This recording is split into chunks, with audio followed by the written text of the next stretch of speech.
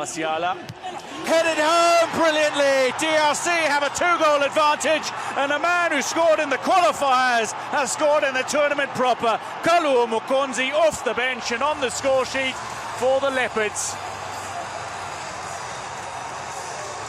It's a 2-goal advantage now, and a very important strike for DRC.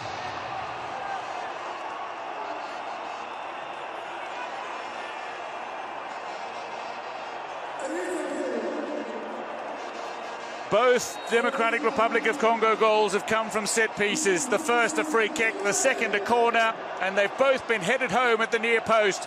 Kalu Mukonzi loses his marker. He's got a free header. And unlike the first game in which they lost to Kenya, he does not miss the open gaping net this time.